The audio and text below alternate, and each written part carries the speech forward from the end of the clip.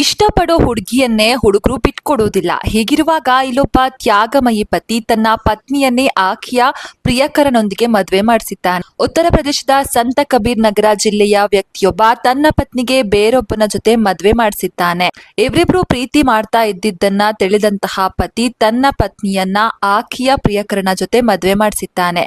ಬಬ್ಲು ಎಂಬ ವ್ಯಕ್ತಿ ರಾಧಿಕಾಳನ್ನ 2017ರಲ್ಲಿ ಮದುವೆಯಾಗಿರ್ತಾನೆ. ಸಂಸಾರ ಕೂಡ ಚೆನ್ನಾಗಿತ್ತು. ಇವರಿಬ್ಬರ ಸಂಸಾರಕ್ಕೆ ಸಾಕ್ಷಿ ಎಂಬಂತೆ ಇಬ್ರು ಮಕ್ಕಳು ಕೂಡ ಇರ್ತಾರೆ. ಆದ್ರೆ ಬಬ್ಲು ಜೀವನೋಪಾಯಕ್ಕಾಗಿ ಆಗಾಗ ಮನೆಯಿಂದ ಬೇರೆ ಊರಿಗೆ ಹೋಗ್ತಿದ್ದ. ಈ ವೇಳೆ ಈಕೆಗೆ ಬೇರೆ ಯುವಕನ ಜೊತೆ ಪ್ರೇಮಾಂಕುರವಾಗುತ್ತೆ. ಈ ವಿಚಾರ ಬಬ್ಲು ಅವರ ಕುಟುಂಬದವರಿಗೂ ಕೂಡ ತಿಳಿದಿತ್ತು.